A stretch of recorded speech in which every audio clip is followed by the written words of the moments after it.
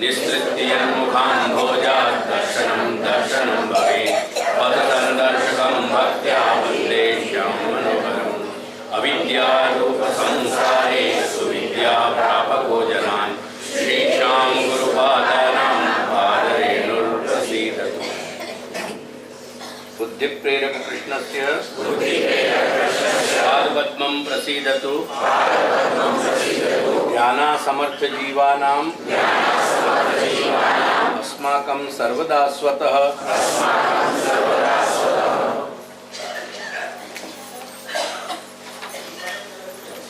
कल 3 लक्षण देखे अपन ने, जघन्य, मध्यम और उत्तम, ठीक है ना। अब पहले कुछ अपनी प्रारंभिक बातें समझ लें अपन। महाप्रभु अपन को समझा रहे हैं कि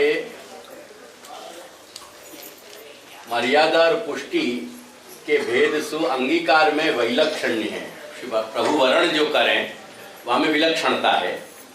यानी कह रहे हैं कि हाँ, आद्यायाम अंगीकृता नाम, यदि मर्यादा में अंगीकार होएगो तो आद्यायाम अंगीकृता नाम मुमुक्षया एवं श्रवणादौ प्रवृत्ति। तो श्रवण मनन, वो श्रवण इत्यादि को और एक वो श्रवणम कीर्तनम विष्णुवा को और प्रोजेक्ट करने जरा, तो वो लोगों को ख्याल आता रहे। श्रवणम कीर्तनम विष्णु स्मरणम पाद सेवनम, या उनको क्रमशः लिखते हैं, श्रवण डैश करके ज्यादा उनका श्रवण कीर्तन स्मरण पाद सेवन। अर्चनम बंदनम दास्यम सख्य आत्मनिवेदनम। अर्चन, वंदन,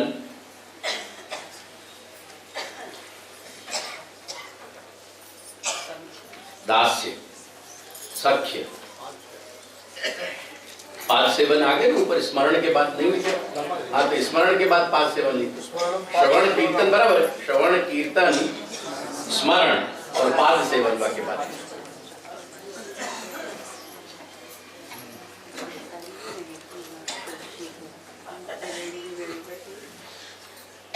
पाद सेवन, अर्चन, वंदन, दास्य, सख्य और आत्मनिवेदन।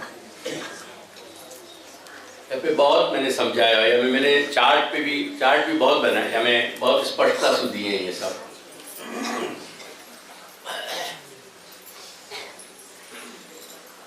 इन पे नंबर और डाल दे, ख्याल है। ये 9 अपनी दिनचर्या के अंग हैं, ये ध्यान रखिए। ये 9 चीज का समावेश अपन को अपने दैनंदिन भक्ति की जीवनचर्या में अनिवार्य है। कि ये पूरी 3 दिन को जो मैं कथन कहना, जो सामने रखना चाह रहे हूँ, वो मतलब इतना ही है। तो पहले कि देश काल की जो भी मर्यादाएं, जो भी सीमाएं खड़ी हो रही हैं, लेकिन उनके कारण अपन जो जितना भी कॉम्प्रोमाइज कर रहे हैं, वो कॉम्प्रोमाइज सारो कर रहे हैं अपन अपने मार्ग के साथ, अपने आत्मधर्म के साथ। तो वो कॉम्प्रोमाइज की सीमा कहाँ ले जाना चाह रहे हैं, और क्या धर्म के नाम पे अपन केवल एक स्वच्छंदा आचरण पे ही जाना चाह रहे हैं, कि जैसे अन्यान्य जो वैदिक धर्म से बाहर के जितने भी ये खेमाएं हैं, जितने भी धर्म की के जो लोगों ने अपने अपने बात को अपने रख रहे हैं जो लोग, तो जैसे उन धर्मन में कहने के लिए वो धर्म है, लेकिन उनमें कहीं भी देह की, मन की, अंतःकरण के कहीं भी संयम या उन पे नियमन करने के कोई भी उनमें प्रकार नहीं है। तो जैसे बाह्य धर्म होते जा रहे हैं, या तथाकथित बाह्य धर्म जो हैं, या वैदिक बाहर अपने सनातन धर्म के अतिरिक्त जो धर्म हैं, तो क्या अपन भी केवल उनकी तरह ही बनना चाह रहे हैं, कि जहाँ में कहीं कोई न शुद्धि के नियम हों, न कहीं कोई अपने यानी देह संबंधी भी कोई नियम नहीं है, अंतःकरण संबंधी भी कोई नियम नहीं है, अपनी वाणी संबंधी भी कोई नियम नहीं है, कुछ भी नहीं कर रहा है। तो ये जो प्रवृत्ति अपने आप बढ़ती चली जा रही है कि ये भी नहीं हो रही है, ये भी नहीं हो रहे, ये भी नहीं हो रहे। देखो कि कैसी विचित्र परिस्थिति हो जाए कि सेवा करनी है पर हमको रखनी मिश्री है। अब ये कैसी बात है, मुझको समझाओ।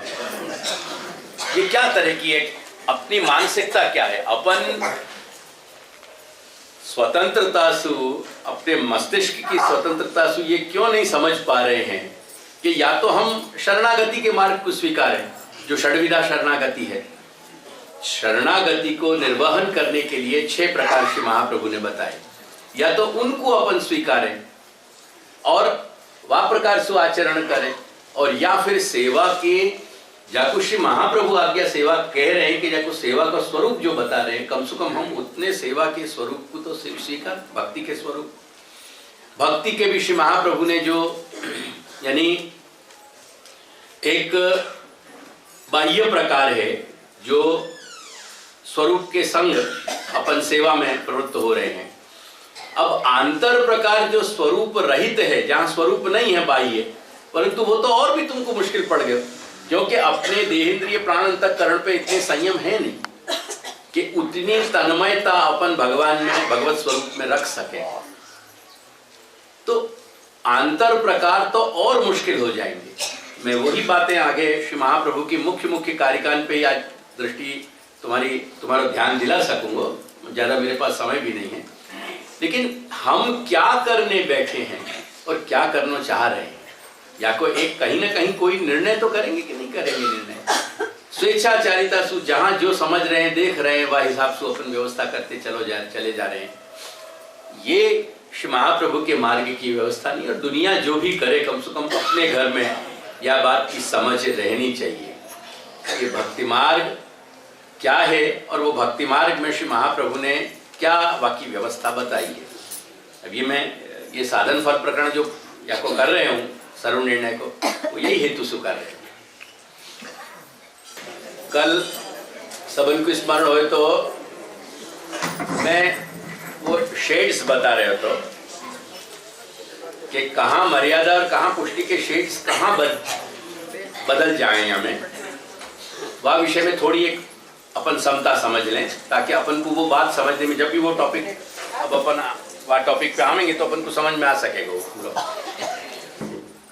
प्रारंभिक साधन दशा में स्वभाव अधिकार अनुसार अपने स्वभाव अधिकार अनुसार शास्त्र से प्राप्त एवं विहित कर्तव्यों की मर्यादा मार्ग की तरह पुष्टि मार्ग में भी अनिवार्यता। शास्त्र में कुछ तो विधि हैं, विधान किए गए हैं, जो विधान के माध्यम से, विधान के कारण अपन कर रहे हैं, पर फोर्स ऑफ द कॉन्स्टिट्यूशन ये करना ही है, वो विहित कहलावे। और भी शास्त्र में बहुत सारे अपन को कर्तव्य और अकर्तव्य की बात बताई गई है, तो वो बात मैंने दोनों निर्देश करी है।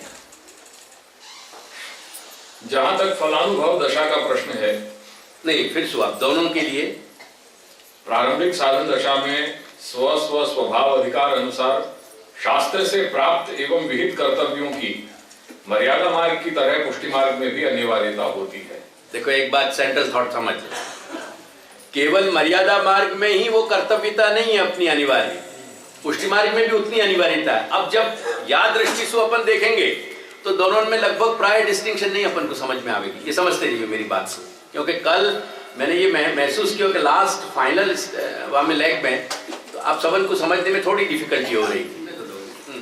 जहाँ तक फलानुभव दशा का प्रश्न है, अब फलानुभव दशा आई, साधन दशा और फल दशा।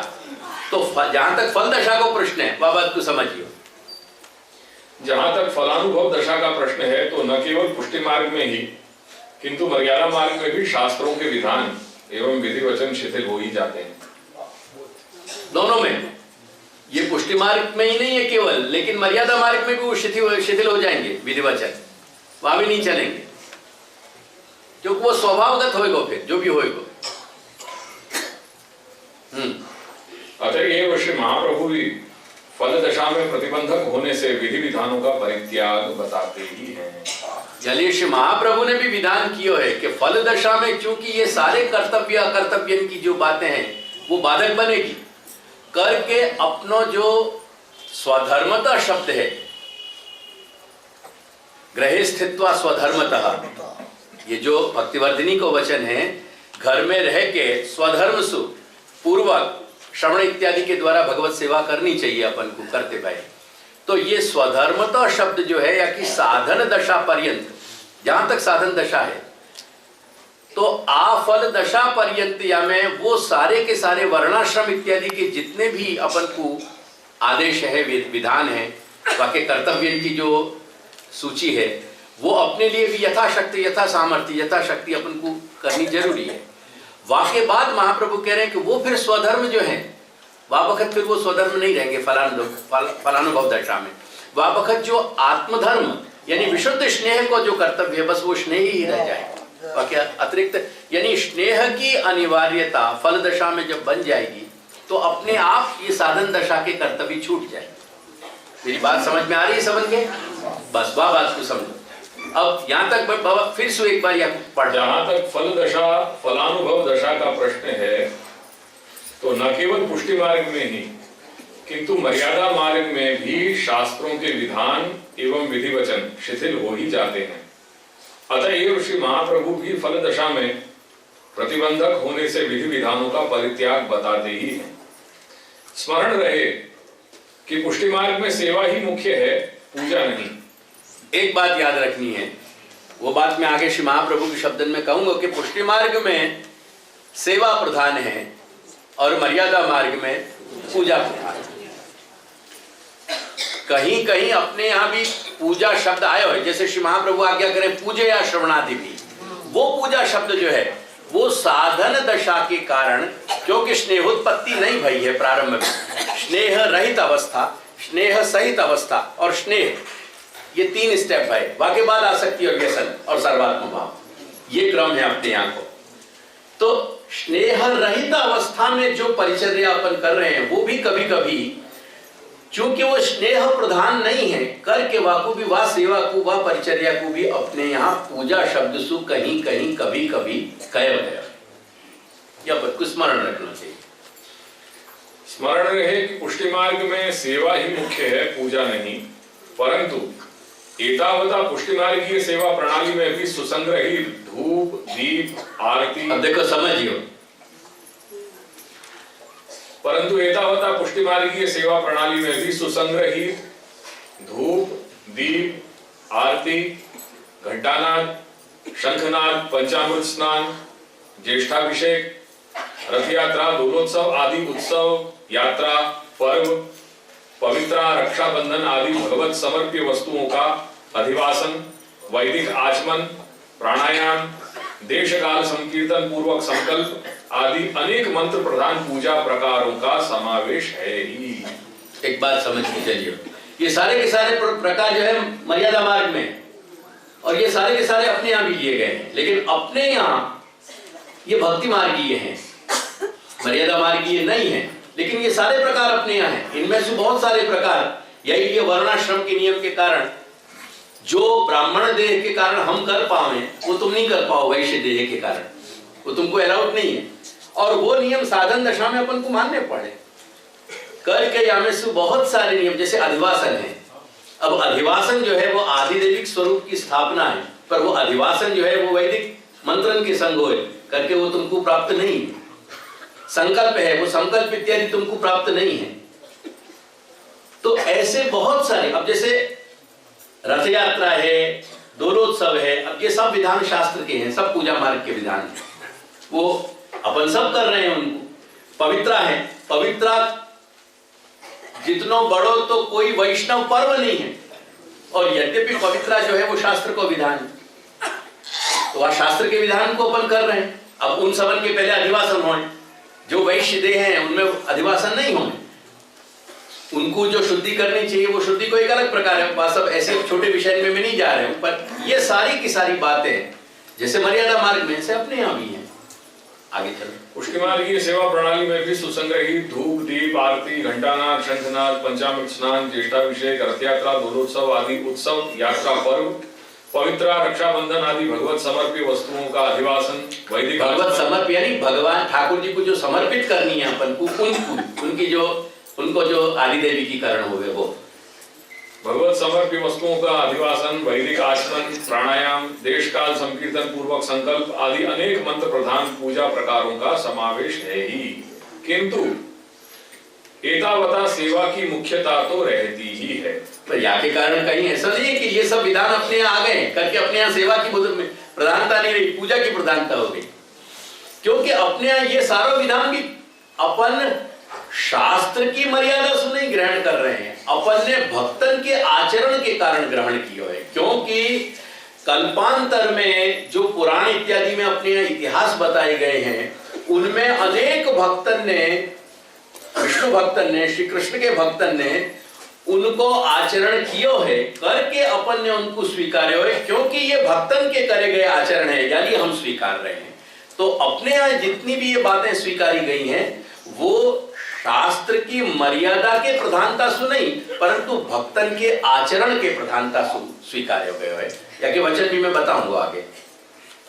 स्मरण रहे कि वर्णाश्रम की आचार संहिता और शास्त्रोक्त विधान, देखिए ध्यान रखियो, ये बात को समझियो, वर्णाश्रम की आचार संहिता और शास्त्रोक्त विधान सेवा के अंगीत्वेन नहीं किए जाते, सेवा के अंगी के रूप में नहीं स्वीकारे जाएं, प्रधान रूप में और गौण रूप में स्वीकारे जाएं, अंग के रूप में। जैसे वेद के पूर्व और उत्तर कांड में वर्णित कर्म और ज्ञान को भी भक्ति की अंग रूपता से ही स्वीकारा गया है। भक्ति मार्ग में कर्म और ज्ञान को अंगी के रूप में नहीं स्वीकारे गए, अंग के रूप में स्वीकारे गए, गौण रूप से स्वीकारे गए।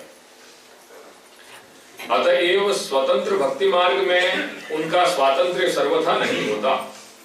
यानी ये स्वतंत्र यानी पुष्टि मार्ग जो है, वो पुष्टि भक्ति मार्ग में इनकी स्वतंत्रता नहीं है, कर्म ज्ञान इत्यादि, इनकी गौणता ही है। इस स्वातंत्र्य को दृष्टिगोचर न रखने पर कर्म मार्ग या ज्ञान मार्ग का अन्याश्रय दोष तो हो ही जाएगा। यदि हम या की स्वतंत्रता को ध्यान में नहीं रखेंगे और कर्म ज्ञान इत्यादि और जितने भी विधि विधान है उनकी अंग रूपता को ध्यान नहीं रखेंगे, तो अपन को कहीं ना कहीं अन्याश्रय दोष लग जाएगा।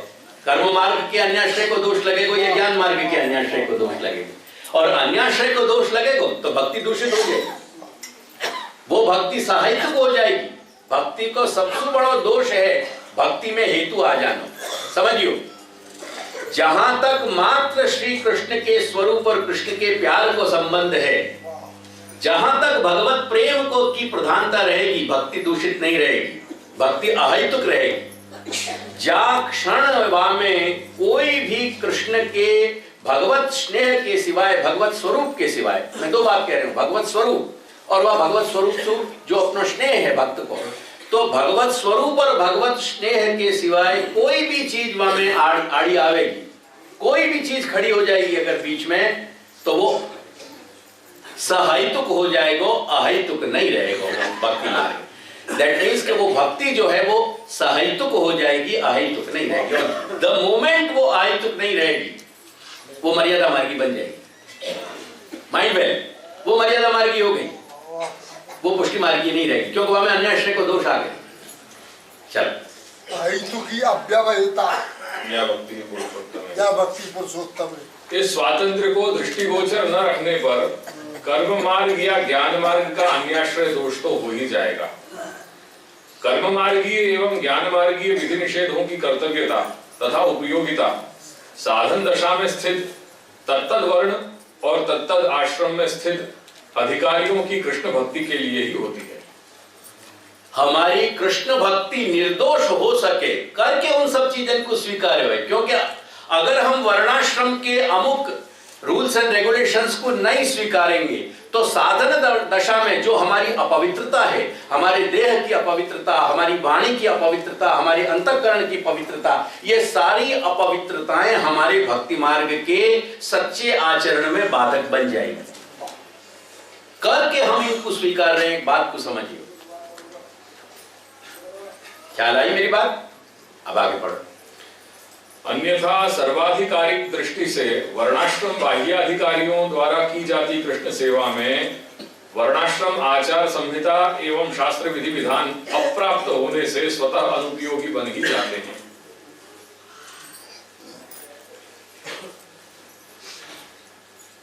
लगाओ अपने मन की क्या बात कही मैं, ये मैंने क्या बात कही, अपन यह बात पे सोचे नहीं है। मैं ये कहना चाह रहा हूं कि वर्णाश्रम और शास्त्र के जितने भी अपने कर्तव्य और अकर्तव्य हैं, वो कर्तव्य अपने यहाँ गौण रूप से प्राप्त भय हैं, और उनको यदि प्रधान बना देंगे तो अपन अन्याश्रय हो जाएगा अपने, और गौण रूप में बना के अपन को यानी उपयोग में लाना है, क्योंकि अपन के अंदर अपेक्षित योग्यता जो नहीं है, अभी साधन दशा में है, अपन ग्रॉस क्रूड अवस्था में है, वो अपनी जो स्थूल अवस्था है यानी जो साधन दशा है, वहां में जितने भी अपने प्रतिबंध हैं, अपवित्रताएं हैं, उनको अपन दूर कर सके, और यावत शक्य विशोधन के संग, यावत शक्य शोधन के संग, शुद्धि के संग अपन भगवान मार्ग पे प्रवृत्त हो सके।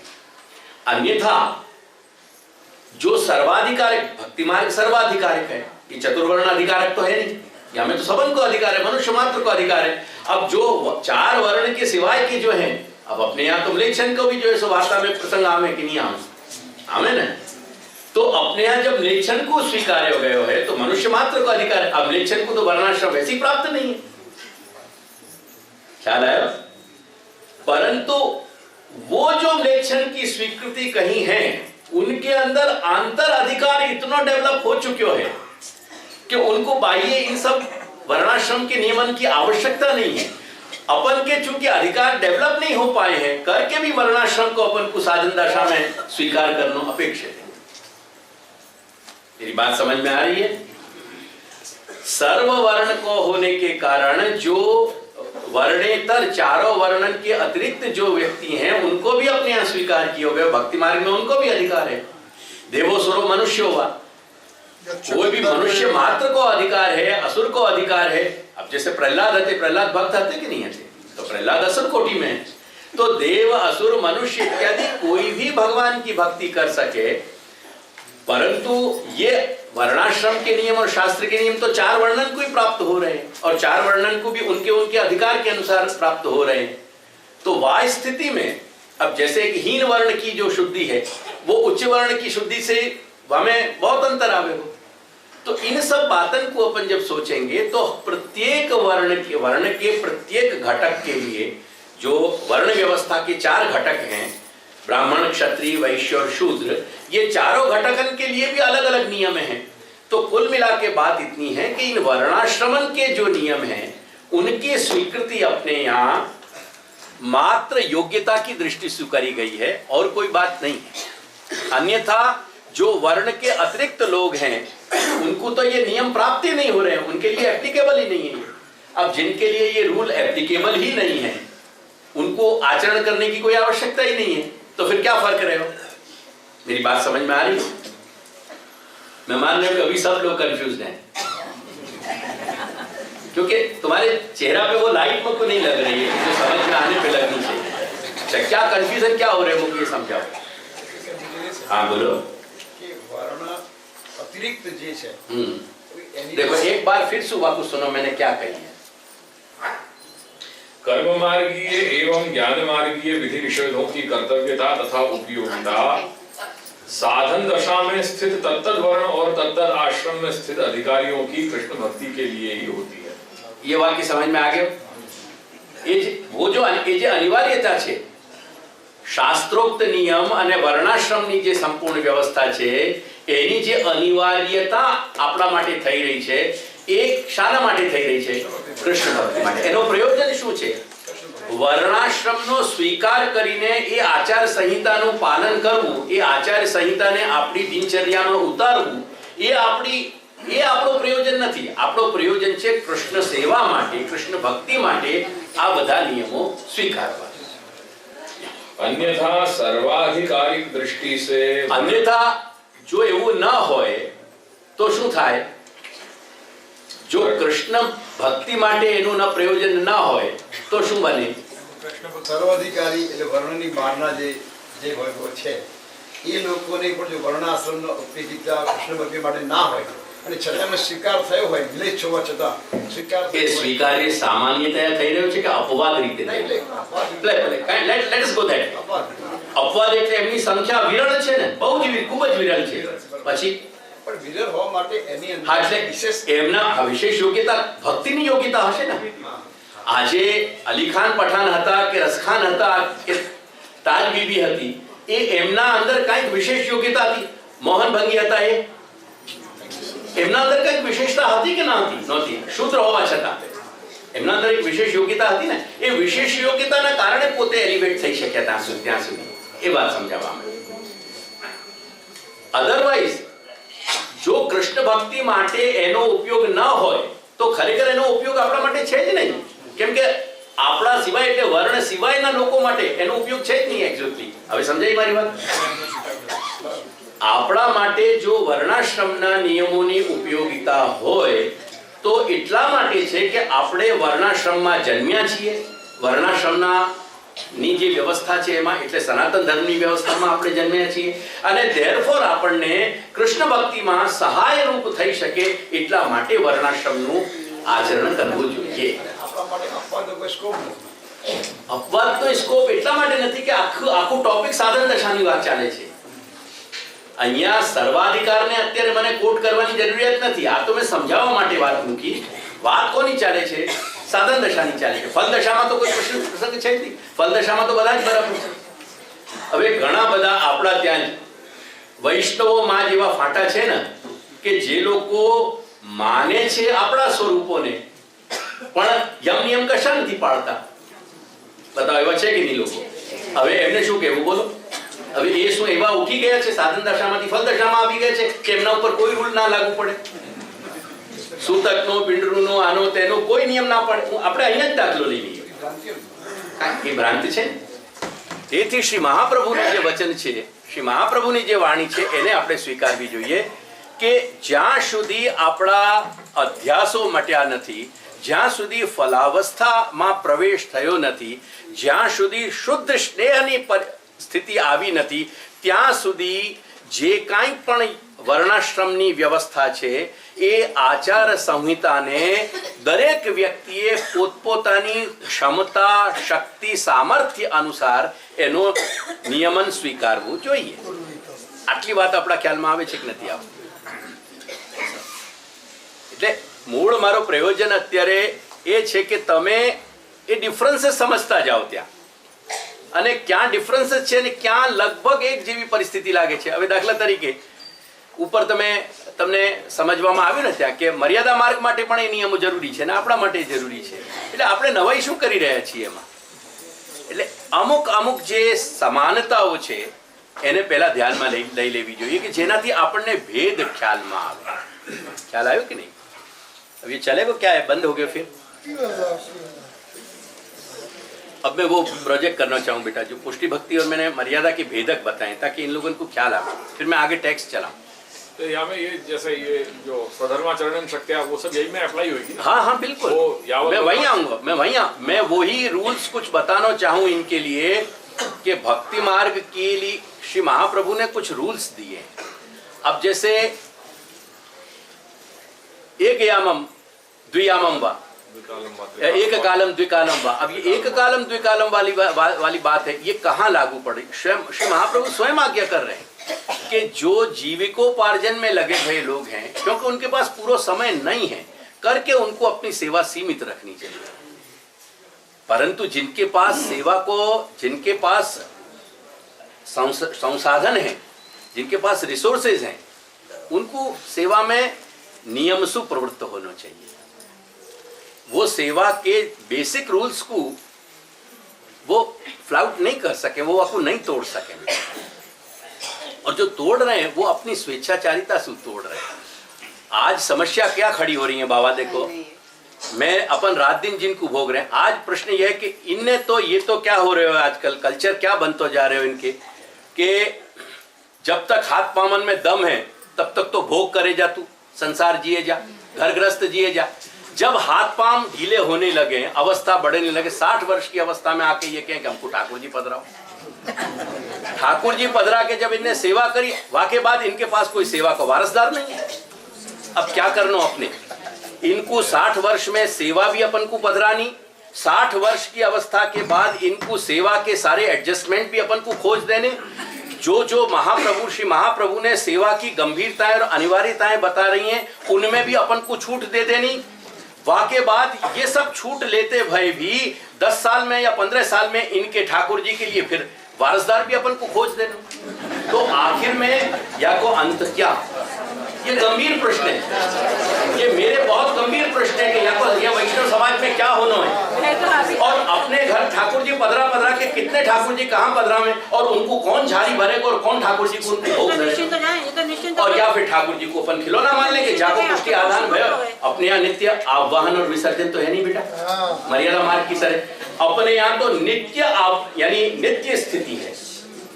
एक बार जब पुष्ट हो गए, भाव प्रतिष्ठा हो गई, प्राण प्रतिष्ठा तो है नहीं। प्राण प्रतिष्ठा में 2 प्रकार है, एक नित्य प्रकार वहां भी है और एक वहां दैनंदिन प्रकार है। पूजा के समय आवाहन कर लो और वाके बाद जब पूजा पूरी हो जाए तो विसर्जन कर देना।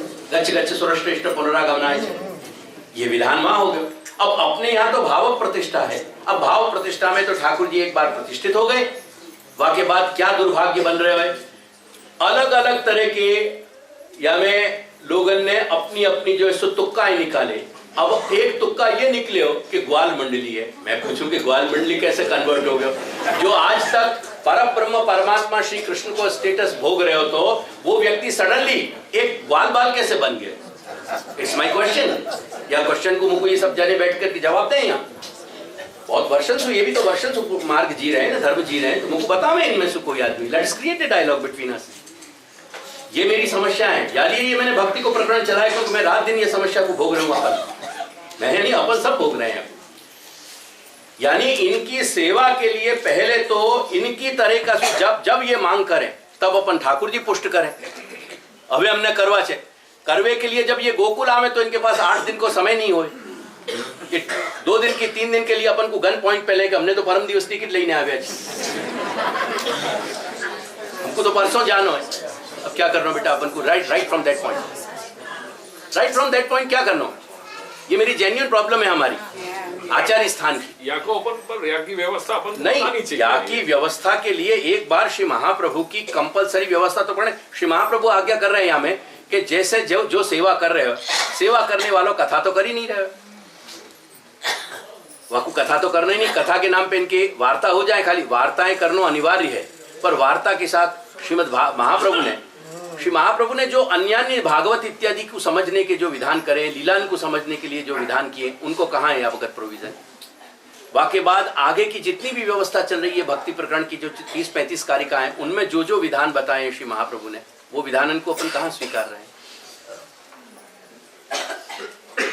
कोई को नहीं स्वीकार। ये चीज अभी लेटली ये 2-3-4 वर्षन में ही ये सेवा को एक नया ट्रेंड शुरू भयो है कि लोग जो है सेवा में ज्यादा डाइवर्ट होना चाह रहे हैं।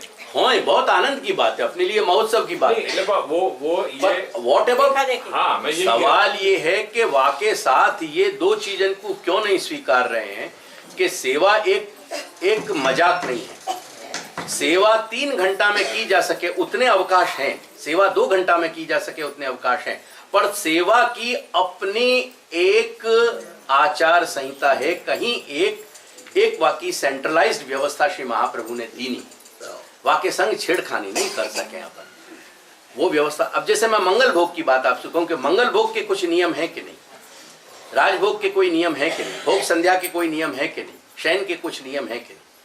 ये 4 बखत कोई अपन लें, एक यामम द्वियामम वा, एक कालम द्विकालम वा के वचन सु, तो इतनी व्यवस्था है कि नहीं अपने पास?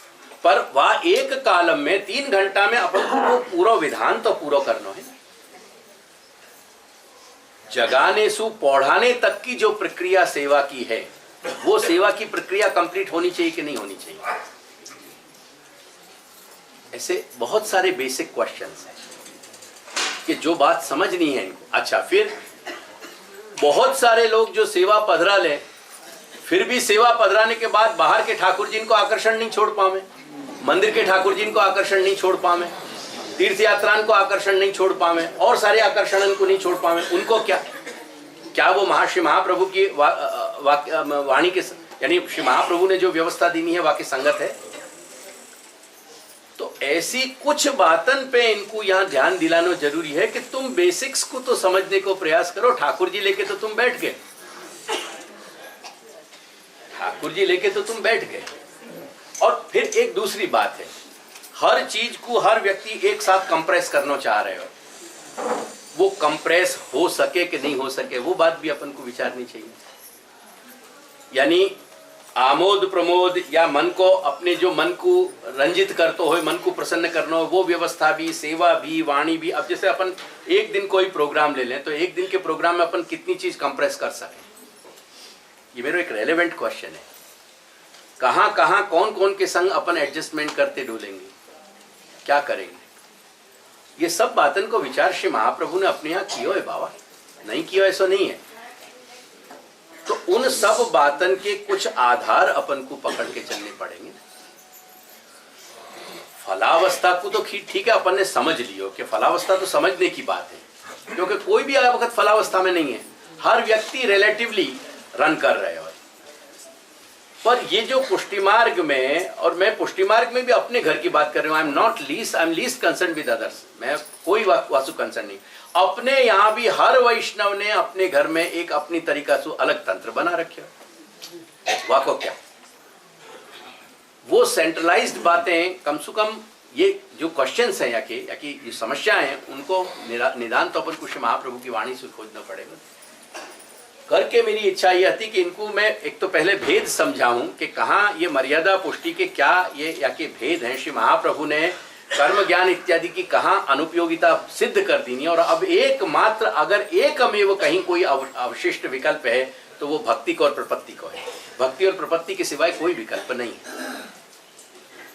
वो मैं कहना चाह रहा हूँ। ये वासु पूछ के कि लाइट ऐसी ही चलेगी तो फिर मैं वह टॉपिक को फिर और ढंग से को कंप्लीट, क्योंकि फिर ये सब मेरा काम नहीं हो पाएगा। अब जो आ गए हो तो एक प्रोजेक्ट कर, अब वो वहां से ये पुष्टि मर्यादा की कुछ आप जो भेदक वाक्य हैं वो आप पहले बता दें।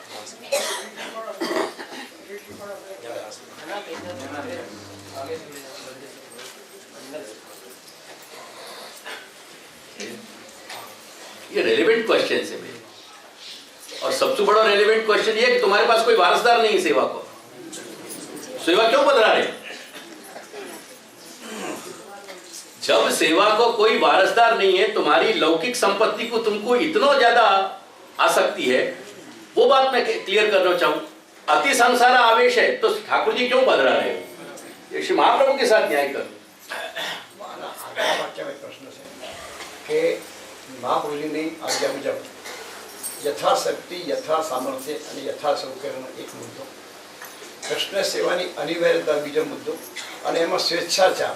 તો આ ત્રણ યથાશક્તિ, યથા સૌકર્ય, યથાશક્તિનો મતલબ સ્વેચ્છાચાર કાઢીએ છીએ આપણે, જે સમજના હું આપને સમજાવવા, let us discuss and make it clear.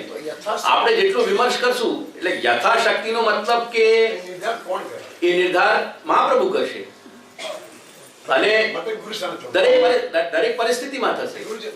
હા એમ સમજો, એ રીતે સમજો તમને અને એક વસ્તુ છે, આજે તમારી યથાશક્તિ અને આ રિપલની યથાશક્તિ એમાં ફેર આવશે કે નહીં? એની પાસે બીજા કારણો છે, તમારી પાસે જુદા કારણો છે, છતાંય એના બધા કારણો હોવા છતાં પણ એ શરીરથી એને પહોંચી વળી શકે, કેમ કે એની અવસ્થા નાની છે। હા તો તો સ્વાભાવિક જો એવું ના હોય તો ડોક્ટરોને ફાફા થઈ જશે, હડતાલ થઈ જશે યાર, પછી જશે કોણ ત્યાં?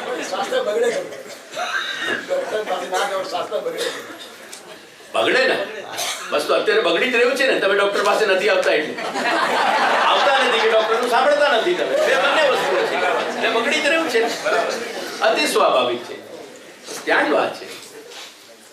करे अपन बेटा वो दो लाइनें कंप्लीट करूं। हाँ यार, दो लाइनें। हाँ। अन्यथा सर्वाधिकारी दृष्टि से ये क्लियर हो गया।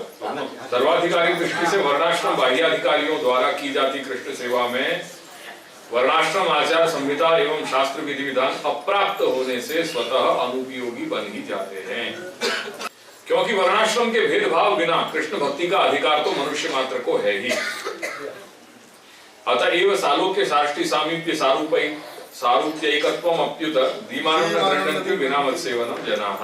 बताया वक्त जब समझा तो ये सब मुक्ति के प्रकार हैं, बताओ। ये मिल ही रहे हैं, सारोग्य, साष्टी, सामीप्य, सारूप्य आदि जो मोक्ष हैं, ये मुक्ति तो प्राप्त हो रही है, पर जो श्री प्रभु के भजन करने वाले जो भक्त हैं, वो भक्त इन मुक्ति इत्यादि को, ये चतुष्टय मुक्ति इत्यादि को आग्रह नहीं रखे, उनको तो केवल श्री प्रभु की सेवा से ही उनको संबंध है, उनको तात्पर्य है। तो अगर भगवान देना भी चाहे उनके अधिकार से कि ये तेरे अनुकूलता, तेरी जो योग्यता है वो योग्यता के आधार पे ये सालों के आदि में तुमको दे रहे हूं, तो भी उनकी ये मुक्ति की अपेक्षा नहीं है, वो तो भगवत भजन के ही आग्रही है।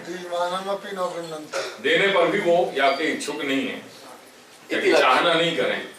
इति लक्षणम उक्त्वा स एव भक्ति योगाख्य है इति लक्ष्यम उक्तम। आत्यंतिक उदारता अन्यथा आख्या पदम स्यात् एवकारश्च व्यर्थम स्यात्, वो अन्यथा आख्या पद जो है वो व्यर्थ हो जाएगा और एवकार एक शब्द शायद रह गया। श्लोक में कितना एवं सति पूर्वोक्तेषु औपचारिको भक्तिपद प्रयोगः इति ज्ञापितं भवति। अब ये वचन कहाँ से संबद्ध है? पहले वो सातों को आपको छह प्रकार है ना, उनको आप समझा दो। पुष्टि विशेषस्तु केवलम भगवत स्वरूप फलितम भक्तिम साधयति, अतः तज्जन्या भक्ति ही पुष्टि भक्ति ही इति उच्यते। अब यह बात को वचन को समझ लो, आप समझाओ बेटा। दो भेद किए, मर्यादा भक्ति और या में भी विशेष पुष्टि नहीं, वो विशेष कृपा की बात पे चल रही है, एक सामान्य कृपा और एक विशेष कृपा। पुष्टि भक्ति अधिकार हाँ, विवेक, हाँ पुष्टि विवेक, यानी वो मूल ये बात समझाई जा रही है कि श्री महाप्रभु ने कृपा के दो रूप बताए, एक सामान्य कृपा और एक विशेष कृपा। तो ये कह रहे हैं कि पुष्टि विशेषस्तु, जो विशेष पुष्टि है, यानी पुष्टि विशेष यानी कृपा है, जो विशेष कृपा जो है पुष्टि को, यहाँ पुष्टि को मतलब ये पुष्टि मार्ग के अर्थ में नहीं आया है, कृपा के अर्थ में आया है शुद्ध। तो पुष्टि विशेषस्तु केवल भगवत स्वरूप फलितम भक्तिम साधयति, केवल भगवत स्वरूपात्मक भगवान के स्वरूप को प्रदान करने वाली भक्ति को सिद्ध कर दे हुए है। अतः तज्जन्या भक्ति ही करके यहाँ प्रकार के विशेष अनुग्रह से उत्पन्न होने वाली जो भक्ति है वह पुष्टि भक्ति कह रहे हैं। इतनी बात एक समझ में आ गई ना। अब अपन यहाँ के नीचे की बात को सोचें, देखें। अब ये लक्षण बताया कि भगवत स्वरूपातिरिक्त फलाकांक्षा रहितत्वे सति, यानी भगवान के स्वरूप के अतिरिक्त अपन को जा जीव के अंतःकरण में और कोई अंतरात्मा में कोई और आकांक्षा नहीं होवे, और केवल भगवान के स्वरूप की ही फलाकांक्षा होए, वो पुष्टि जीव है। समहाउ सब कुछ निभाते हुए, एक बात या को बहुत ही ब्रॉड स्पेक्ट्रम में समझ लीजिए। आज के संदर्भ में मैं भूतकाल के लिए बात किया कि नहीं कर रहे हैं, भूतकाल के सारी व्यवस्था से अपन ने ये वचन, शास्त्र की वचन समझ ली नहीं। यद्यपि शास्त्र के वचन भूत, वर्तमान और भविष्य की दृष्टि नहीं हुए, शास्त्र के वचन नित्य हैं। ये जो वचन है, कम से कम ये शास्त्र की कुछ व्यवस्था कालक्रम से भी चले, पर ये व्यवस्था कालक्रम के साथ जुड़ी हुई नहीं है। आज वर्तमान की बात को अपन समझें कि अपन कितनों भी जो लोक व्यवहार है, अपने जगत को जो भी व्यवहार है, जागतिक संपूर्ण व्यवहार को निभाते भाई, पर कहीं ना कहीं अंतःकरण में, अंतरात्मा में एक ये झंखना बनी हुई है कि मैं कृष्ण से जुड़ो गया हूं, मेरा जो कुछ लेन देन है वो श्री कृष्ण के स्वरूप के संग है। ये बात मैंने एक टाइटल में दी थी, कृष्णमारी झंखना। क्या बात को मैंने समझाने को प्रयास किया, तो दाहोद में मैंने ये प्रवचन किए थे। तो एक बात को समझो, यदि कृष्ण हमारा तात्पर्य नहीं है जीवन को, हमारे जीवन को तात्पर्य अगर कृष्ण नहीं है, कहीं समवेयर अंदर छुपे हुए होगी, तो हमारा जीवात्मा पुष्टि जीव नहीं हो सकता। एक बात ये समझ के चल, ये अपन को सबन को समझनी है। सारी जगत की जितनी भी अपनी जवाबदारी है, वो सब जवाबदारी अपन को पूरी करनी है। बाकी विषय में मेरा कोई प्रतिरोध नहीं है। जितनी अपनी अनिवार्यताएं हैं, जितने कर्तव्य हैं, सब पूरे करने हैं। पति के, पत्नी के, बालकन के, सगे संबंधी के, समाज के, सब कुछ। लेकिन ये सब करते हुए कहीं अपने अंदर यदि ये चाहना नहीं है, ये झंखना नहीं है, तो इट्स ए डाउटफुल केस के वेदर ये पुष्टि मार्गीय जीव है कि नहीं। एक बात समझ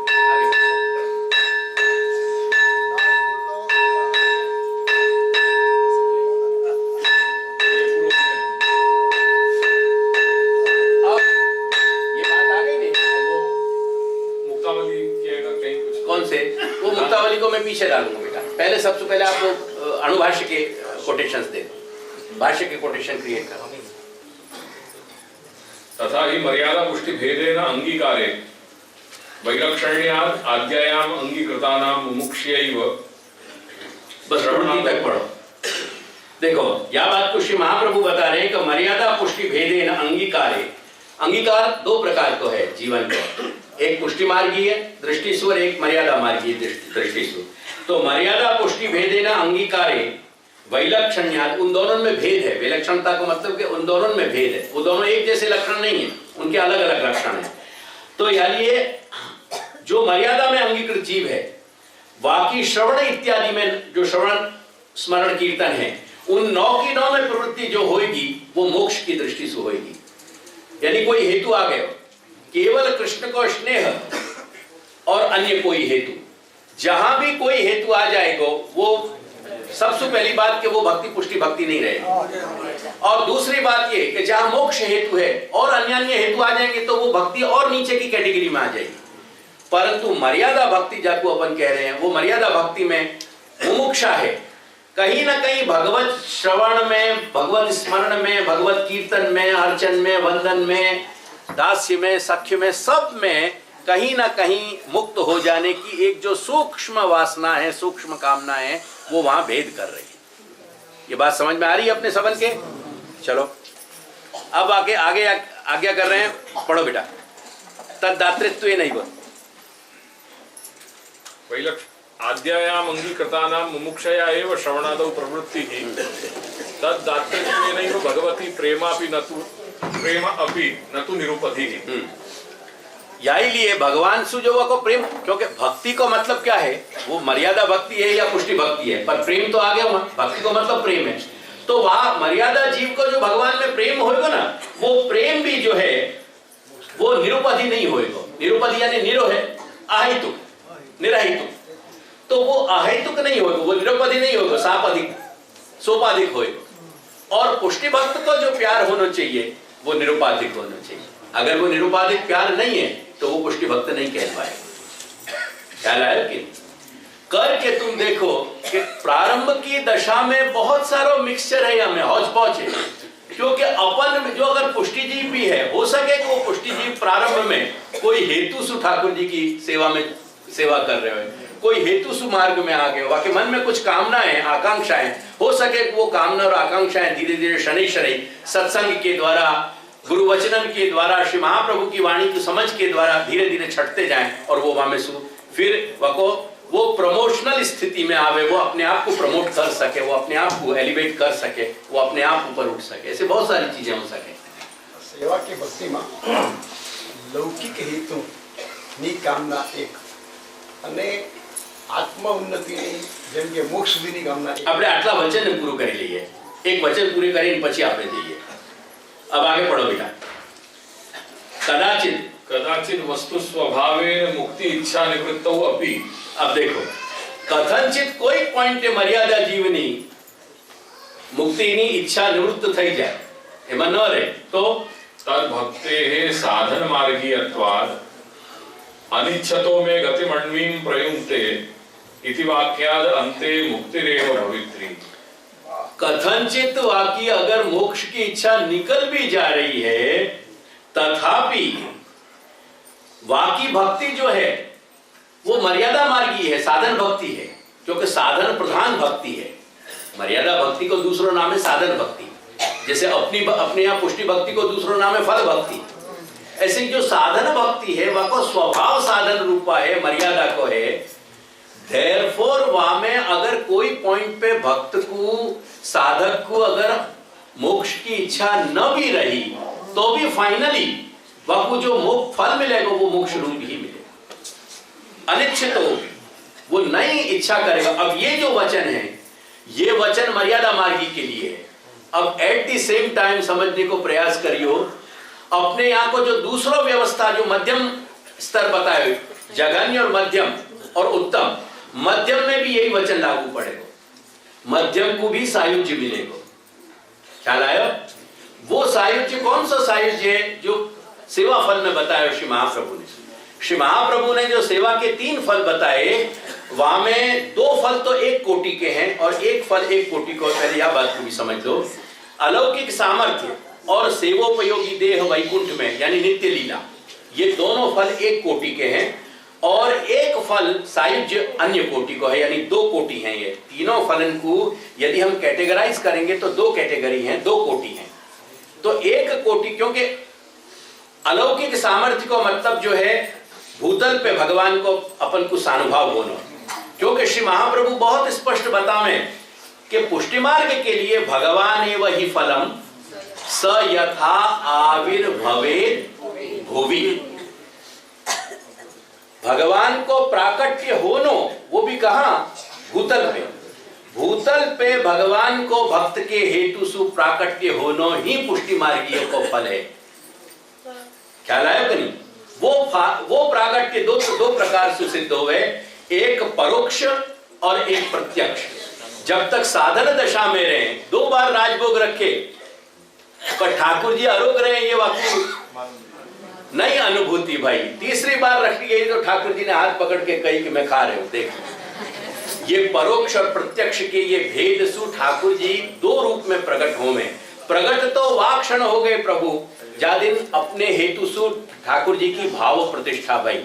श्री महाप्रभु और श्री उभय प्रभुचरण के नियम के अनुसार श्री गोपीनाथ प्रभुचरण और श्री विठलनाथ प्रभुचरण, इन दोनों प्रभुचरणों श्री महाप्रभु के नियम के अनुसार जब भाव प्रतिष्ठा भई, वही क्षण प्रकट हो गए।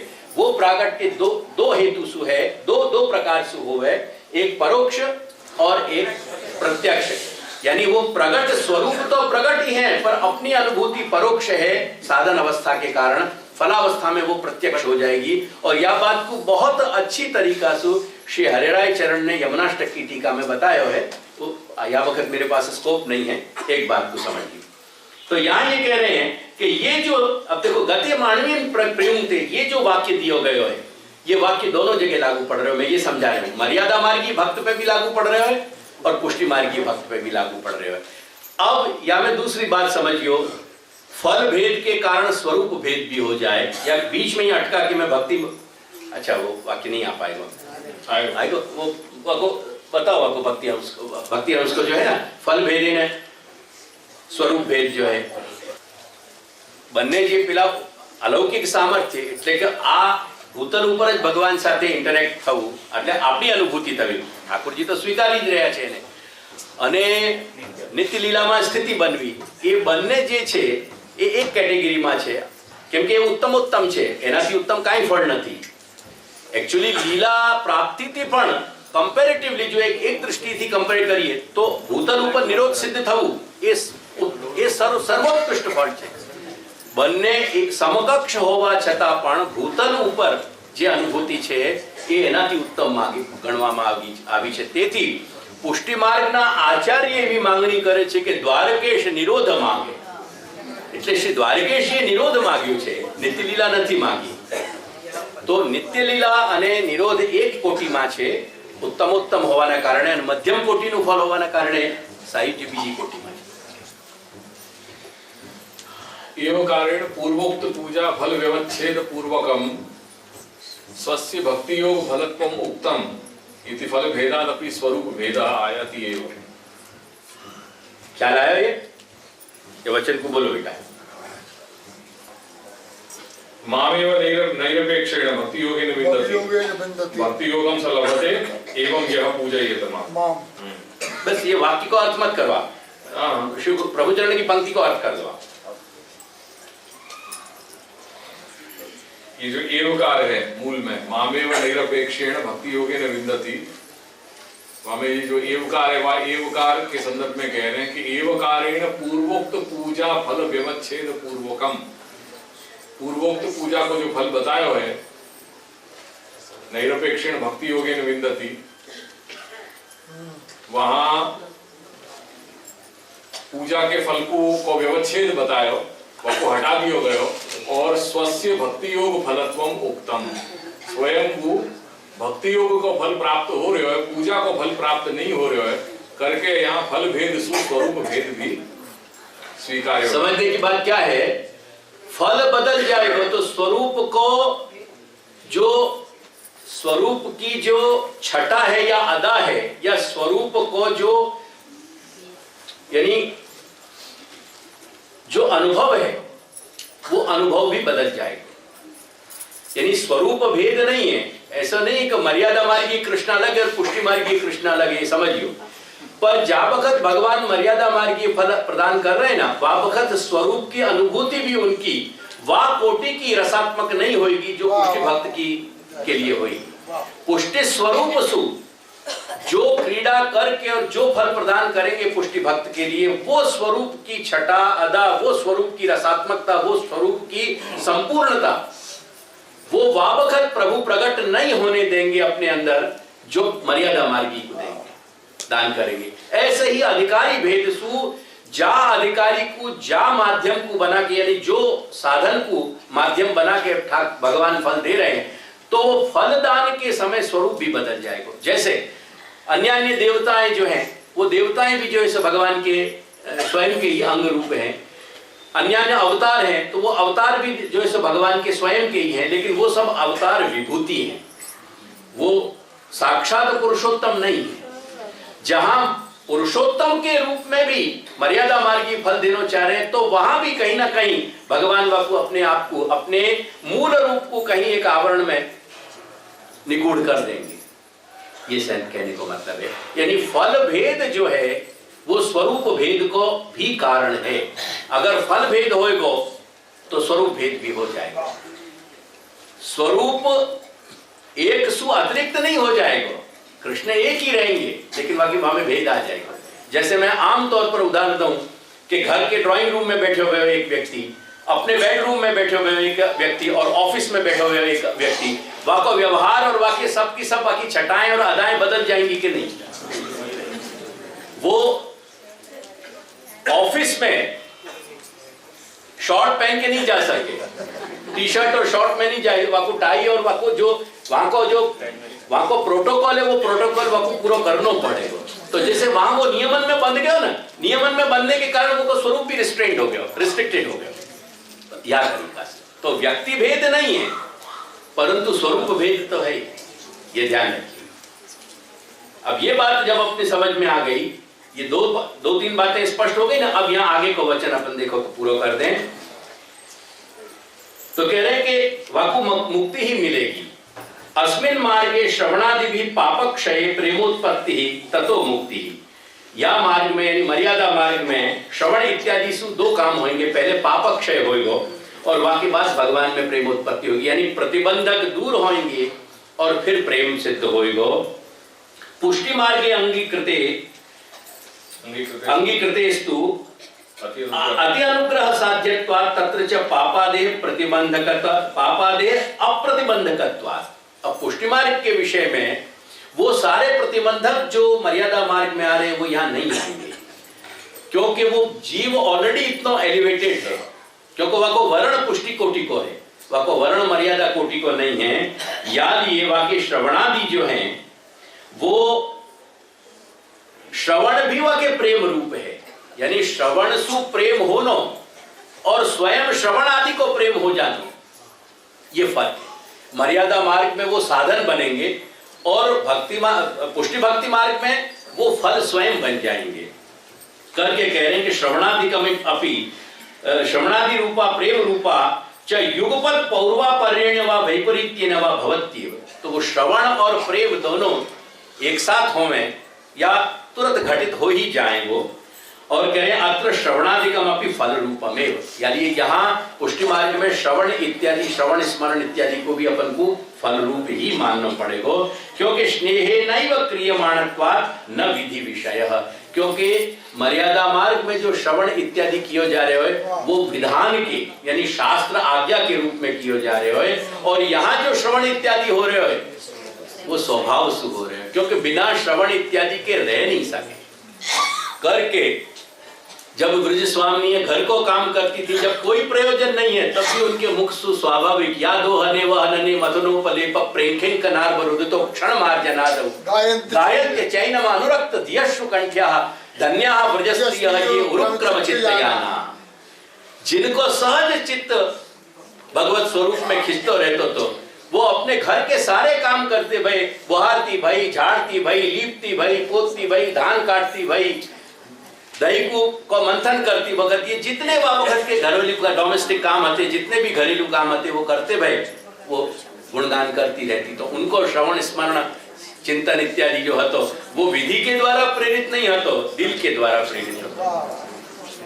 ख्याल आया कि नहीं? वो हमारी और उनकी वज़ में अगर है तो फर्क इतना, वहां चिराग, यहाँ दिल जलाए जाते हैं। वो चिराग जला के उजालो करें, हम दिल जला के उजालो करें। फर्क इतना कि उनकी यहाँ बत्ती लगाई जाए दिया के लिए, हमारे यहाँ दिया के लिए बत्ती की जरूरत नहीं, हमारा तो दिल ही बत्ती की जगह काम है। तो फर्क से अपने को समझना चाहिए। ख्याल है?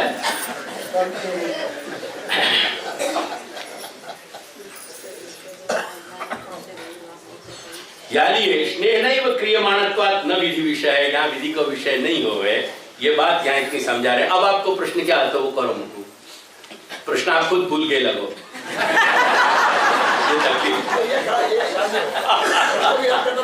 तो ठीक बात है, वो તમારે ગુજરાતીમાં કહેવત છે ને, હસવો લોટ ફાકવું એક સાથે ના થાય, એટલે અત્યારે લોટ ફાકતા હતા તો હસવાનું થાય જ કેવી રીતે?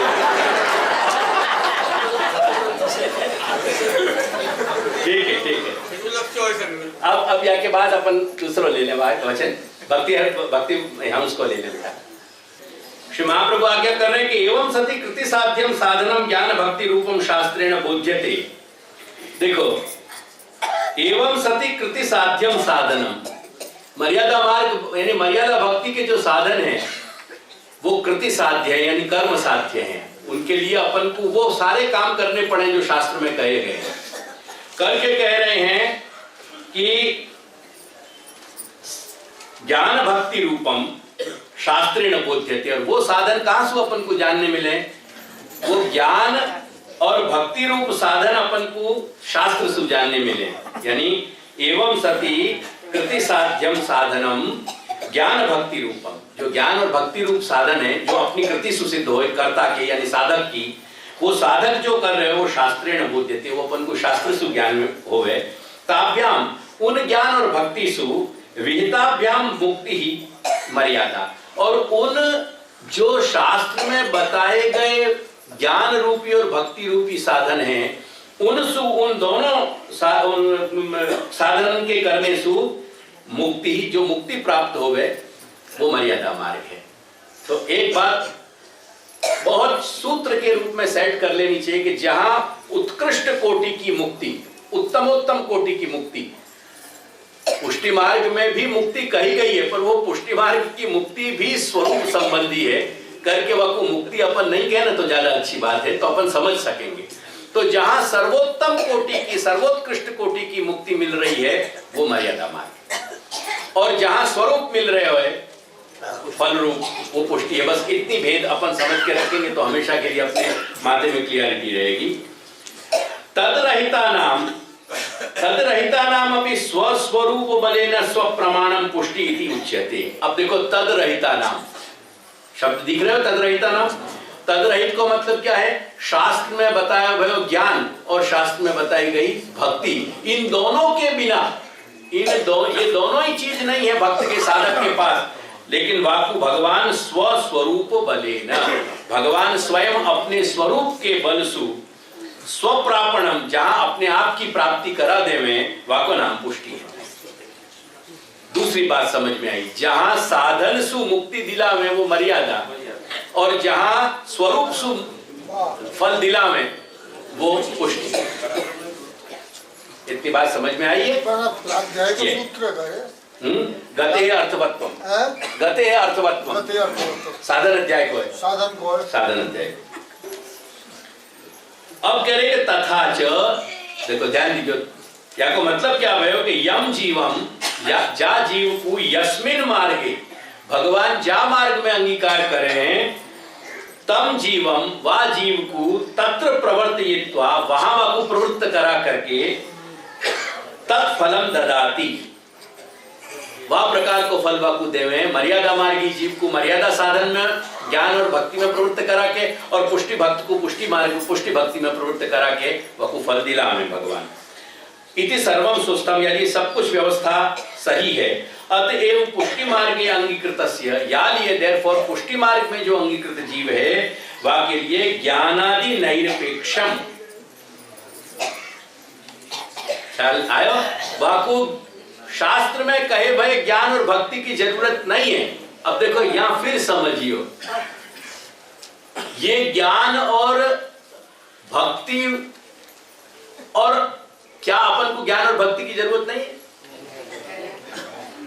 तो फिर निरपेक्षता क्या भाई, ये समझनी ना। वो मैं समता के जो बिंदु सारे बता रहे हूं वो सारी बातें समझनी है। अब देखो पहले एक पंक्ति समझ लो, ये कि देयरफॉर पुष्टि मार्ग में या को अंगीकार कियो वाकु ज्ञान और भक्ति की, शास्त्र में बताए गए ज्ञान और भक्ति की अपेक्षा नहीं है, लेकिन मर्यादायाम अंगीकृतस्य, जाको मर्यादा मार्ग में अंगीकार भयो है वाकु अपेक्षितम, वाके लिए अपेक्षित है। अब देखो ये बात को समझो, ज्ञान और भक्ति, देखो ज्ञान एक तो मैं बार बार समझाता रहूं, इन शॉर्ट समझने को प्रयास करो। ज्ञान इंफॉर्मेशन नहीं है, ये तुम जितने लोग भी अधिकतर समझने वाले वो सब ज्ञान को इंफॉर्मेशन से इक्वलाइज करें। तुम जो समझ ले रहे हो, पढ़ ले रहे हो, सुन रहे हो, वो नाम ज्ञान नहीं है। ज्ञान सब कुछ समझने के बाद, जैसे मैं ये कह रहा हूं कि भोजन करनो और तृप्ति होनो क्या दोनों एक है? तो क्या फर्क है? तुम एक संग सब बोलोगे तो मेरे को समझ नहीं पड़ेगा। देखो भोजन किए जाना जो है ना वो एक प्रक्रिया है और तृप्ति वा को परिणाम है। अपन जब स्विच करें ना, स्विच ऑन, तो स्विच ऑन करना अपना एक फंक्शन है। वो इलेक्ट्रिसिटी की गति इतनी तीव्र है ना, वह की स्पीड, कि स्विच और लाइट दोनों एक साथ हो जाए, अपन को समझ नहीं आवे, पर एक्चुअली स्विच करें वह के बाद परिणाम स्वरूप लाइट जले। स्विच के साथ जो है लाइट नहीं जल जाए। नहीं बेन, मैं महात्मा ज्ञान से कुछ अलग बात कह रहे हूँ। वो महात्मा ज्ञान ठीक कह रहे हो तुम, तुम्हारी बात पे आऊं, पर वहीं वो हमें थोड़ा सा फर्क है। तो वो स्विच ऑन और लाइट हो जाना, तो ज्ञान जो है एक अवस्था है, और ज्ञान की अवस्था प्राप्त करने के लिए मनुष्य को बहुत सारे और सपोर्टिंग एलिमेंट्स चाहिए। वो सपोर्टिंग एलिमेंट्स जो है 9 बताए हैं, वो 9 एलिमेंट बताए हैं। सिद्धांत रहस्य की टीका में यह बात को खुलासा किया है श्री पुरुषोत्तम जी ने, और सर्वत्र तो भागवत इत्यादि में किया ही है, पर जो केवल षोडश ग्रंथ से परिचित हैं उनके लिए भी मैं कह रहा हूं, वहां ये बात समझाइए। वो आज के युग में संभव नहीं है। तो ज्ञान को मतलब ये है कि एक परिपक्वता आनी, परिपाक आनो, और वाके लिए जो वैराग्य इत्यादि जितने भी जरूरत है वो सब कुछ घटित होने चाहिए। वेरेस पुष्टि मार्गीय व्यक्ति को जो ज्ञान है ना वो 2 तरह को हो गए। एक ज्ञान हो गए शाब्दिक और एक ज्ञान हो गया आर्थिक। देखो समझने को प्रयास कर। हाँ, ये 9 साधन, मर्यादा मार्गीय ज्ञान उपलब्धि के लिए ये 9 साधन चाहिए। ध्यान करो, तप, ब्रह्मचर्य, शम, दम, त्याग, सत्य और शुद्धि, यम और नियम। इन 9 में सुबापड़ा एक नहीं मिले पहले तो, समझे ना? मिले क्या 9? तो देखो शाब्दिक और आर्थिक, मेरी बात पे ध्यान दो। अब शाब्दिक और आर्थिक को समझने बैठो। भगवान आज्ञा कर रहे हैं कि अहम भक्त पराधीन, मैं भक्तन के पराधीन हूं। क्या को अर्थ क्या भयो? बोलो तो, डायलॉग तो करो कुछ। मैं अहम भक्त पराधीन, या को मतलब क्या भयो? मैं भक्तन को पराधीन हूं, यानी भगवान गुलाम है।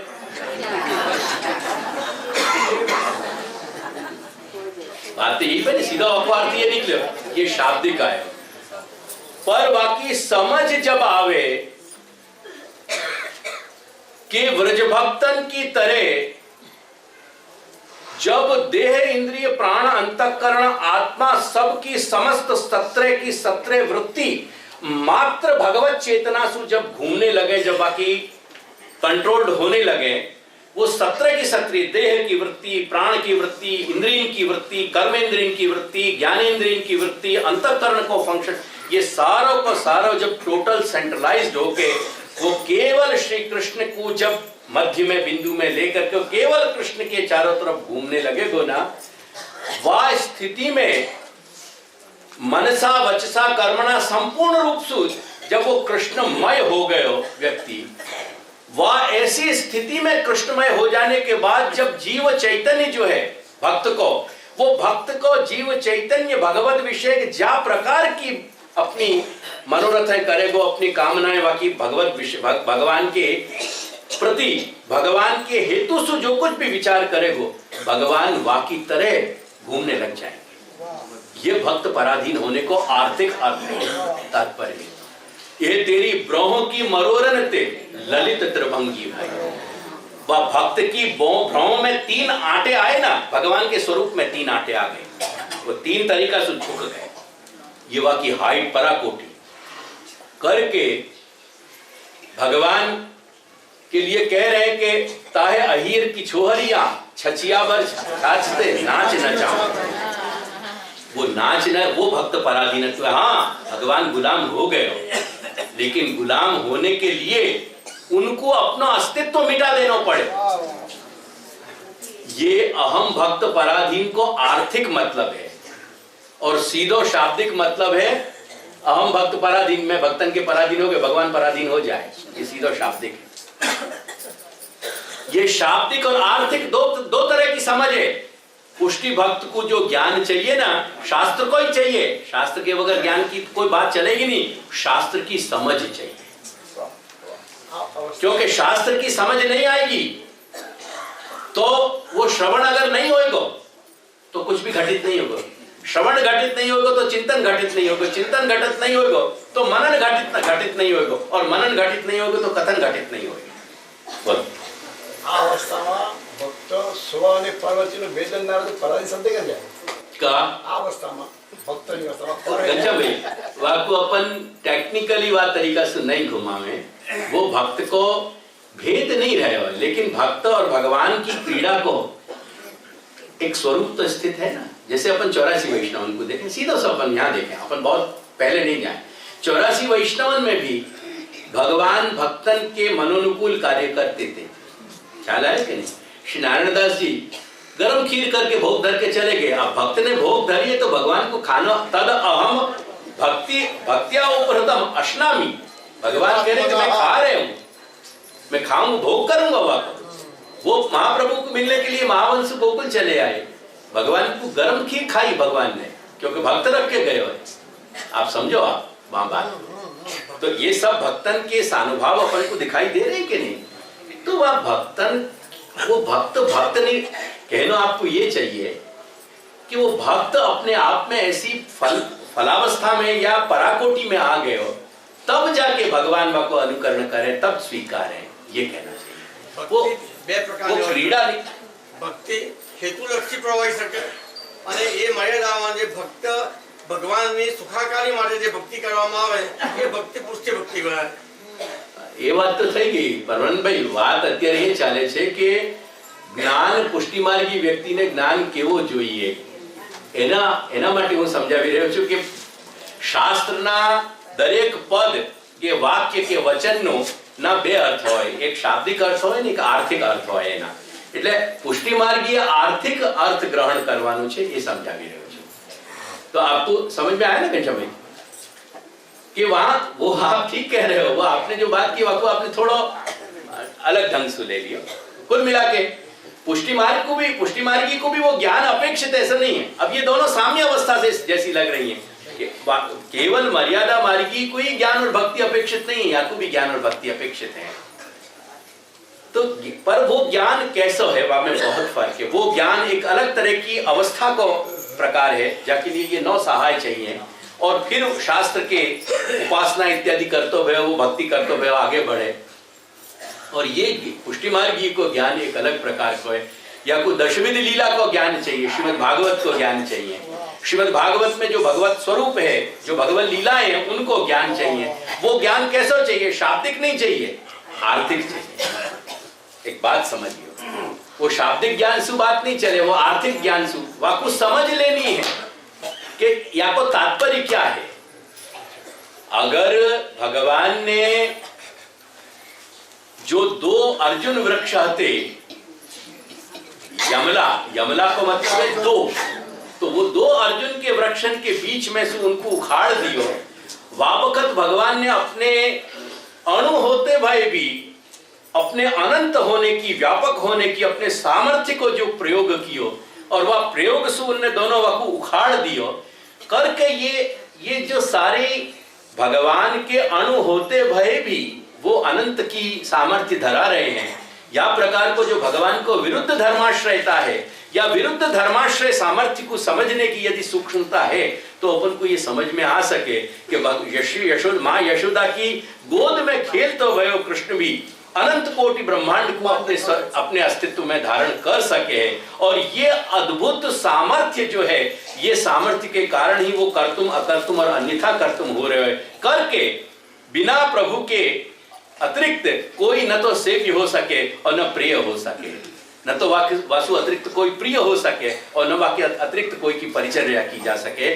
ये जो भगवत विषयक जो भगवत लीला, शास्त्र में वर्णित भगवत लीला को जो अपन आर्थिक ग्रहण करेंगे, वह को आर्थिक तात्पर्य ग्रहण करेंगे, शाब्दिक ग्रहण करने के बाद, शाब्द बोध हो जाने के बाद वह को तात्पर्य जब ग्रहण करेंगे, वो तात्पर्य अपने चित्त में महात्म्य को उत्पन्न करेगा। वो महात्म्य अपने अंदर स्वाभाविक रही भाई भक्ति को उपसावेगा, वह को उठावेगा, वह को अंदर से बाहर प्रकट करेगा, वह जो ऑलरेडी है वर्ण के रूप में।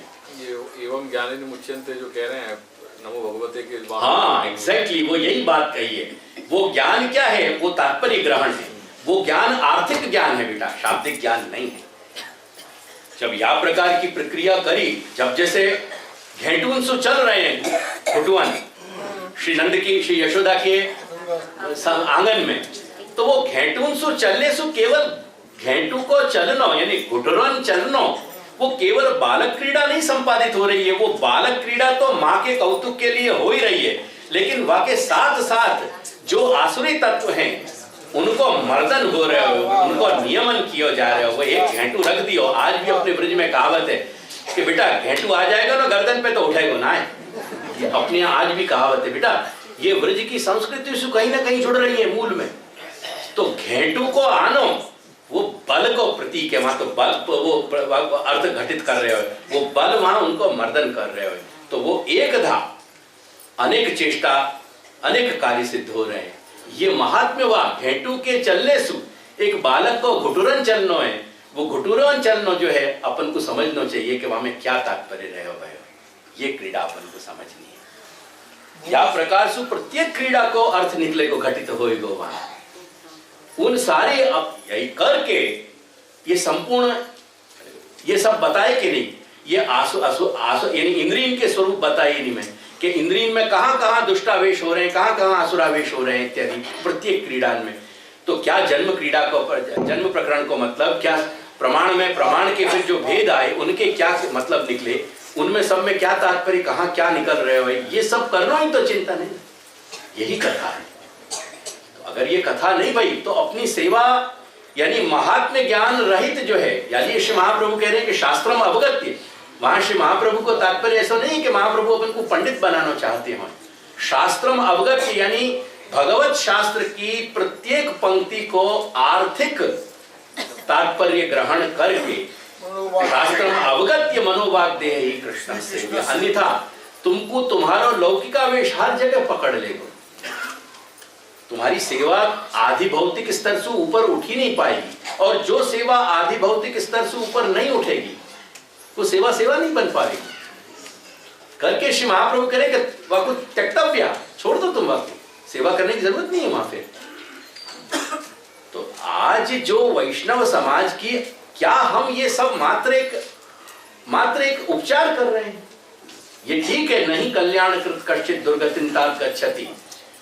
भगवान कृष्ण संबंधी अगर एक मिथ्या चेष्टा भी है तो वो मिथ्या चेष्टा भी कहीं ना कहीं अपने तकदीर में लिख के फॉलो अप करके जो है सो वो कैरी ऑन होके कहीं ना कहीं अपन को फल प्रदान करेगी, ये बात सत्य है। लेकिन क्या हम मात्र उपचार में लगे भाई हैं? क्या ये सारा एक अपन नाटक कर रहे हैं? आज ये 1000 संख्यक लोग यहाँ, लगभग 800,000 संख्यक लोग श्री दादाजी के प्रांगण में प्रागट्य उत्सव को मनाने के लिए इकट्ठे भये यहाँ। तो क्या ये मात्र इनकी एक औपचारिकता माननी है अपन? नहीं, औपचारिकता नहीं है, ये एक वास्तविकता है। या वास्तविकता की गंभीरता भी समझनी चाहिए कि जब तुम अपना देश छोड़ के आ रहे हो, अपने परिवेश को छोड़ रहे हो, अपना जो तुम्हारा जो पूरा वहां का जो वातावरण है, वह सारे परिवेश को, वहां के एनवायरनमेंट को जब तुम छोड़ रहे हो, तो अपने आप को भी तुम एलिवेट करो कि तुम संसार में निमग्न नहीं रहो। तुमको वहां की 48 घंटा, मैं तुमसे 72 घंटा नहीं मांग रहे हूं, पर 48 घंटा भी अगर तुमने श्री दादाजी के चरणों को दिए, उन 48 घंटा में तुम ईमानदारी रखो दादाजी के चरणारविंद के प्रति। श्री दादाजी के चरण रज को, वो प्रकाश, वो आह्लाद, वो चिन्मय तरंग तुम अनुभव करो अपने हृदय में, वो उनको अनुभव करके जाओ कि वो स्वरूप क्या है। आज अगर श्री मोहन भाई जी की आड़ीसू वो बन ठन के कहीं विराज रहे, तो उनके बनने ठनने की वो अदा हमको निहारनी निरखनी जरूरी है, वाको अपने हृदय में धारण करना जरूरी है, उनके स्वरूप को चिंतन करना हमको जरूरी है, क्योंकि उनके चरणारविंद की रज को, उनके चरणारविंद के स्वरूप को, उनके मुखारविंद के स्वरूप को, उनके श्रीअंग के स्वरूप को, उनके नक्श के स्वरूप को जब तक हमारे हृदय में आवेशित नहीं होगा, तब तक हम दादाजी के घर के सेवक नहीं कहलाएंगे। ये सब बातें औपचारिक नहीं हो रही, ये सब बाकी कहानी चल रही है। यानी ये आर्थिक हमको ग्रहण करना है बापू, आर्थिक रूप से उन बातों को समझो। आगे धौल पद अपने यहाँ गाए जाए, हमारे ब्रजवाणी ही वेद जैसे कहे जा रहे हैं। अपने यहाँ के व्रज लीला के, अपने यहाँ के जो महानुभावन ने, भक्तन ने जो पद लीला के प्रत्यक्ष करके और लीला को प्रत्यक्ष अनुभव करके जो पद साहित्य पूरा घटित भयो, अपनो लिखियो नहीं गयो, वो घटित भयो। ऐसे ही श्री दादाजी के इन सारे के सारे जो सेवक थे, उन सब अंतरंग जीवन के ने जो साक्षात अनुभव किया, वो सब घटित भयो है। तो हमारा ये धौल पद साहित्य कहीं भी हमारे लिए वेद से कम नहीं है बेटा, ये कहीं हमसे वेद से कम नहीं है। और इनके एक एक पद साहित्य के अंदर दादाजी के स्वरूप के वो वह गांधीर्य के हमको दर्शन कर रहे हैं कि मुट्ठी भर छिछले लोग वाकू रसात्मक कह के और केवल अपनी वासनान पे घटित कर लें, वो नारकीय, वो जघन्य नरक जो है अनुभव करेंगे। वो ये नारकीय रास्ता को प्रशस्त करने वाली ये क्रीडाएं नहीं है। इन पद साहित्य को ये वही साहित्य है जो रासलीला को साहित्य है। अगर रासलीला की सुबोधनी को सहजता से नहीं उठाया जा सके, दादाजी के स्वरूप संबंधी या साहित्य को इतनी छिछले पने से नहीं उठाया जा सके, यासु ज्यादा जघन्य कोई पाप नहीं है बेटा। या के लिए हमको अपने अंदर एक दार्शनिक जगाना पड़ेगा। दर्शन शास्त्र पढ़ो भयो, दार्शनिक नहीं, लेकिन ये स्वरूप को अपने अंदर या कि सच्चिदानंद रूपता को अनुभव करने वालों एक दार्शनिक अपन को जगाना पड़ेगा, जो अपने अंदर वह दार्शनिक वह सच्चिदानंदता को देखे, सच्चिदानंद रूपता वाकई लिए अपन इकट्ठे भाई। अगर इनमें हम सच्चिदानंद, इनके सच्चिदानंद रूपता को नहीं अपन आह्लाद से अनुभव कर सके, कृष्ण को क्या समझ पाएंगे और कृष्ण को क्या प्राप्त कर पाएंगे? क्योंकि इनके सच्चिदानंद को समझ लेंगे, वही तो कृष्ण को समझ लेना है। वस्तुतः कृष्ण एवं, यदि वस्तुतः कृष्ण एवं श्री महाप्रभु है, यदि वस्तुतः कृष्ण एवं श्री विठलनाथ है, तो गोकुलनाथ वस्तुतः कृष्ण कैसे नहीं हो? कैसे नहीं हो? कृष्ण या बात को, ये 48 घंटा, ये 72 घंटा, ये 4 दिन, ये 6 दिन, ये हमारी नित्य लीला स्थली के हैं।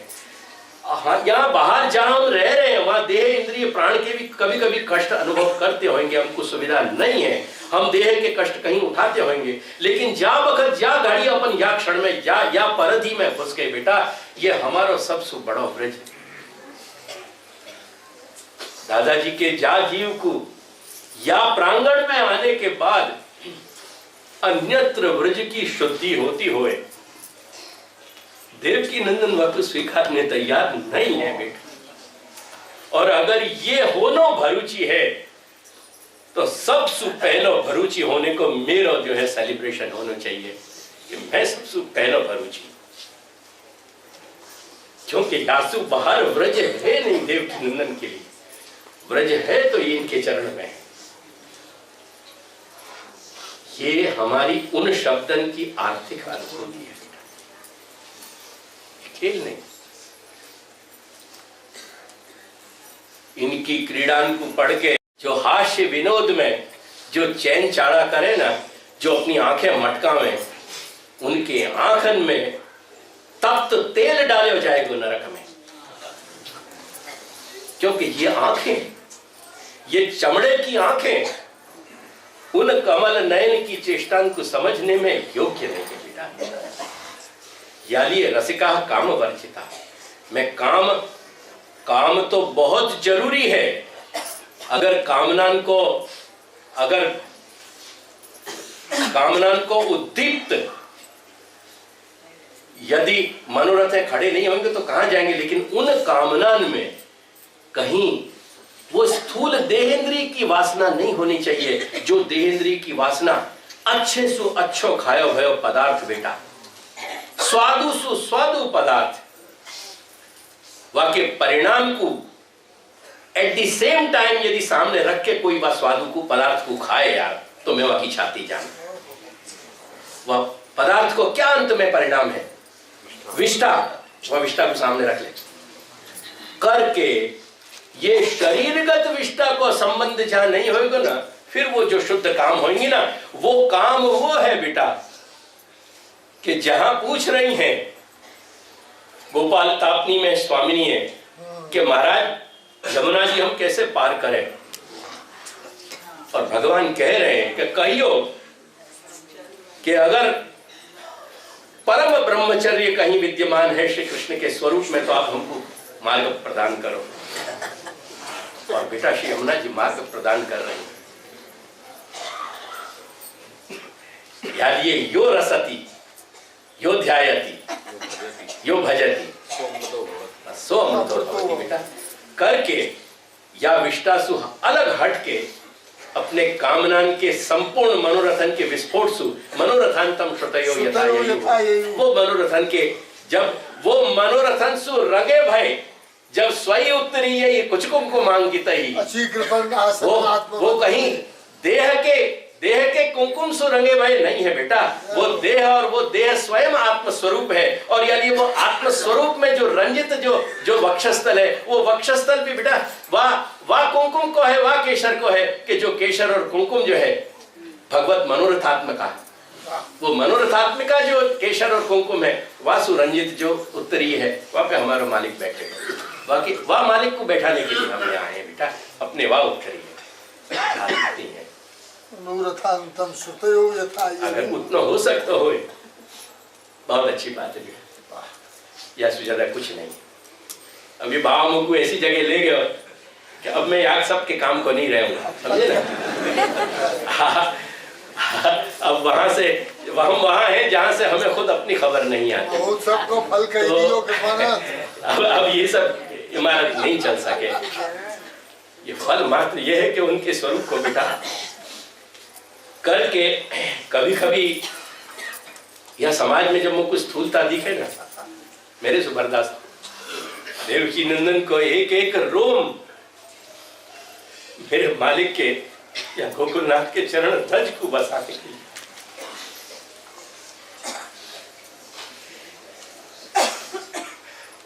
मेरे शरीर को बेटा इन चरण रज में घसीटोगे ना, मुझको सारे शास्त्र के संस्कार मिल जाएंगे। कुछ नहीं चाहिए, या देह को अगर चाहिए, या प्राण को चाहिए, या अंतःकरण को चाहिए, या अंतर चैतन्य को चाहिए, तो सिर्फ इनकी रज चाहिए, कुछ नहीं।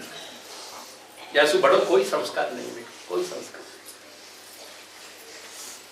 दृढ़ इन चरणन के रो